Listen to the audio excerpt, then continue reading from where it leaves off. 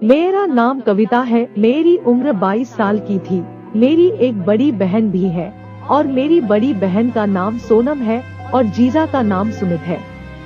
ये उनकी love marriage थी। मेरी बड़ी बहन और जीजा की शादी को करीब 6 महीने हो चुके थे। उसी टाइम मेरे पापा को अचानक हार्ट अटैक आया और वो अस्पताल में थे। जब मैंने यह बात अपनी बड़ी बहन को बताई तो मेरी बड़ी बहन और जीजा दोनों बिना कुछ सोचे समझे आ गए थे। टाइम ही ऐसा था, इसलिए मेरी बड़ी बहन के आते ही माँ ने उसे गले से लगा लिया और उसकी गलती के लिए उसे माफ कर दिया और बड़ी बहन और जीजा के रिश्ते को स्वीकार कर लिया। बड़ी बहन को देखकर पापा भी बहुत खुश हुए। 1-2 दिन साथ रहने के बाद जीजा ने मेरी बड़ी बहन से कहा, ऑफिस से मेरे पास फोन आया था, मुझे जाना होगा, तुम कुछ दिन और यही रुक जाओ, मैं तुम्हें कुछ दिन बाद लेने आऊंगा। फिर अगले दिन जीजा चले गए। 1 हफ्ता बीत गया, फिर जीजा मेरी बड़ी बहन को लेने के लिए आ गए। रात का खाना खाने के बाद हम सब कमरे में आ गए। मेरी बड़ी बहन और जीजा अपने कमरे में आए। बड़ी बहन और जीजा तो बेड पर सो गए और मैंने अपना बिस्तर बेड से कुछ दूरी पर लगा लिया और सोने लगी। रात के करीब 2 बजे मुझे बड़ी बहन और जीजा की आवाज सुनाई दी। मैंने देखा कि बड़ी बहन के ऊपर जीजा थे और उसे किस कर रहे थे। बड़ी बहन उन्हें कह रही थी, सुमित ये क्या कर रहे हो, कुछ तो सब्र करो, कल घर चल के कर लेना। कविता भी इसी रूम में है। जीजा जी ने कहा, सोनम मैं लंबे समय से तड़प रहा हूँ, मैं और इंतजार नहीं कर सकता। पूरे 2 हफ्ते हो चुके हैं, मैंने तुम्हारे साथ खेल खेला नहीं है, अब तो मत तड़पाओ वर्टिकल बार। और वैसे भी कविता सो चुकी है। कुछ ही देर में वो दोनों एक दूसरे के कपड़े उतारने लगे। फिर जीजा बड़ी बहन के ऊपर चढ़ गए और उसके साथ खेल खेलने लगे। मैं अंधेरे में ज्यादा कुछ नहीं देख सकी। जीजा मेरी बड़ी बहन को धक्के मार रहे थे, ये साफ दिखाई दे रहा था। कुछ देर बाद उनका खेल खेलना पूरा हो चुका था। अगले दिन मेरी बड़ी बहन और जीजा अपने घर चले और लगभग 1 महीने के बाद मेरे कॉलेज की एग्जाम खत्म हो गई और मेरे पास कुछ दिनों की छुट्टी थी। इसलिए मैंने अपने माँ और पापा से अपनी बड़ी बहन के घर जाने की बात की। उन्होंने भी मुझे मेरी बड़ी बहन के घर जाने के लिए परमिशन दे दी। मेरी बहन को मेरे आने की खबर मिली तो वह भी खुश हो गई। स्टेशन पर मेरी बड़ी बहन और जीजा दोनों मुझे लेने आए। उन्होंने मुझे शहर घुमाया। एक दिन जीजा जब शाम को घर आए तो हमने खाना खाया और टीवी देखने लगे। थोड़ी देर बाद जीजा उठकर चला गए। अब वहाँ केवल मेरी बड़ी बहन और मैं थी। फिर कुछ देर बाद जीजा की आवाज आई, सोनम कविता को टीवी देखने दो, तुम आ जाओ, कब से तुम्हारा इंतजार कर रहा हूँ, मैं अब और इंतजार नहीं कर सकता। उनकी ये बात सुनकर मैं समझ गई कि जीजा खेल खेलने की बात कर रहे थे। तो मैंने भी अपनी बड़ी बहन से कहा, दीदी मुझे भी नींद आ रही है तो मैं भी सो जाती हूँ और आप भी चले जाओ, जीजा जी आपको बुला रहे हैं। फिर मेरी बड़ी बहन ने टीवी बंद कर दिया। मैं रूम में आ गई और बड़ी बहन भी अपने रूम में चली गई। जैसे ही बड़ी बहन के कमरे की लाइट बंद हुई, मेरा दिल तेजी से धड़कने लगा। मैंने जल्दी से अपने कमरे की लाइट भी बंद कर दी और चुपके से दीदी के कमरे के दरवाजे से कान लगाकर खड़ी हो गई। अंदर से फुसफुसाने की आवाज आ रही थी। बड़ी बहन ने कहा, क्यों जी आज इतने अधीर क्यों हो? जीजा जी ने कहा, मेरी जान कितने दिन से तुमने दी नहीं, इतना जुल्म तो ना किया करो। जीजा को देखकर तो मेरा दिल फिर से जोर जोर से धड़कने लगा। जीजू का पप्पू 9 इंच लंबा और 3 इंच मोटा तो होगा ही होगा। मेरी चिड़िया गीली होने लगी थी। फिर जीजा अपने कपड़े पहनने लगे। अब जीजा के साथ खेल खेलने के लिए मन करने लगा था। अब तो मुझे जब भी मौका मिलता मैं जीजा को अपने संतरे दिखाने की कोशिश करती। मैं हमेशा जीजा को उकसाने की कोशिश करने लगी। जीजा भी मेरी इन हरकतों से कुछ तो समझ चुके थे। फिर एक दिन मैं अपने रूम में कपड़े बदल रही थी, तभी जीजा आए और मुझे इस तरह देखकर वापस पीछे मुड़ गए।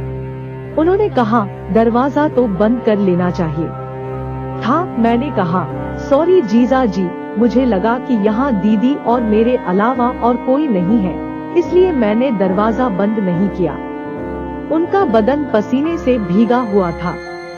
उन्हें देखकर मेरी चिड़िया मचल उठी, लेकिन मैंने फिर अपनी नजर टीवी पर घुमा ली। जीजा पसीने में भीग चुके थे, इसलिए वो अपनी टी शर्ट उतार दी। अब जीजा सिर्फ एक शॉर्ट्स में था।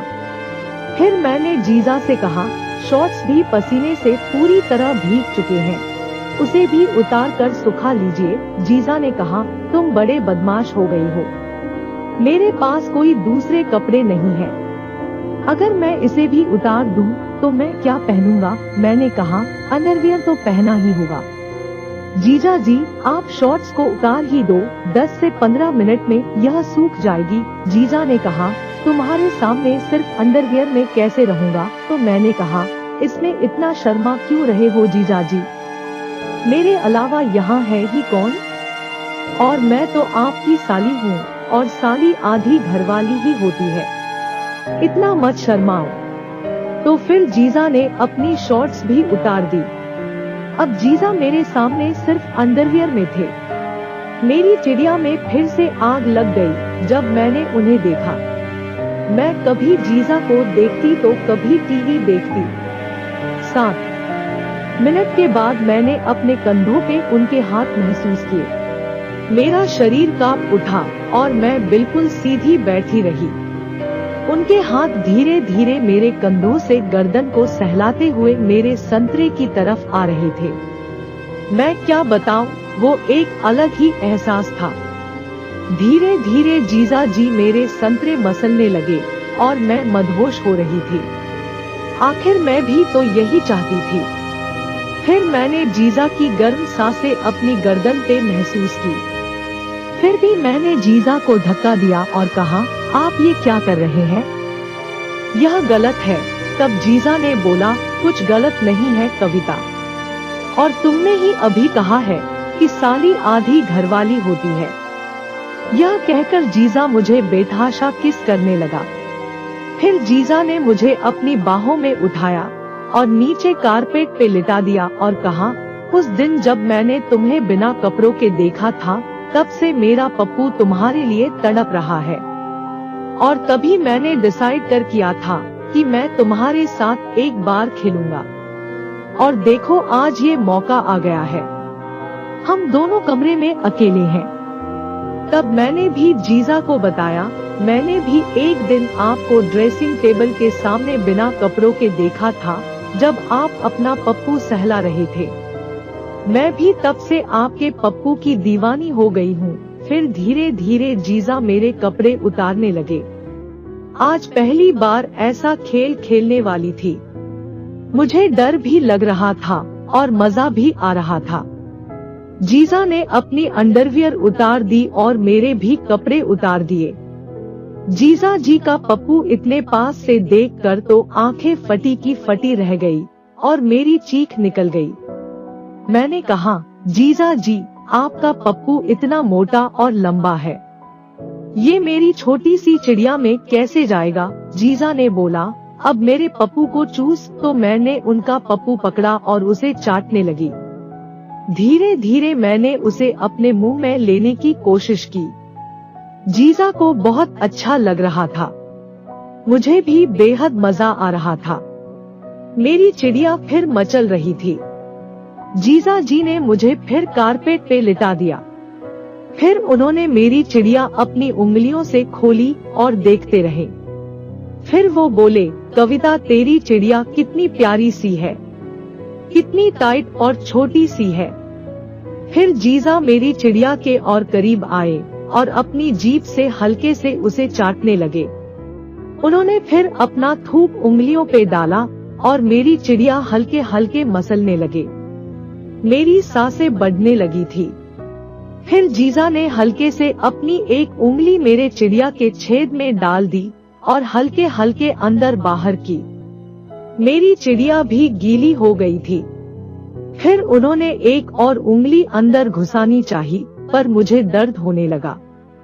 उनका पप्पू मेरी चिड़िया को रगड़ रहा था। मैं तो जैसे 7वें आसमान पे पहुंच गई थी। जीजा ने एक धक्का देके अपने पप्पू का टॉप मेरी चिड़िया में डाल दिया। मेरी चीख निकलने लगी, लेकिन वह मुझे चूमते रहे और 2 से 3 मिनट बाद एक और धक्का देके पूरा का पूरा पप्पू मेरी छोटी सी चिड़िया में घुसा दिया। मैं तो दर्द के मारे पागलों की तरह चिल्लाने लगी, लेकिन जीजा जी नहीं रुके। उन्होंने धक्के देना शुरू कर दिया, घपा घप वर्टिकल बार। मेरे दर्द बहुत हो रहा था। फिर 6 से 7 मिनट बाद दर्द काम हो गया और मजा आने लगा। जीजा जी ने सही कहा था। ऐसा लग रहा था कि मैं जन्नत में थी। उसके बाद जीजा जी और मैं बाथरूम में साथ में नहाए।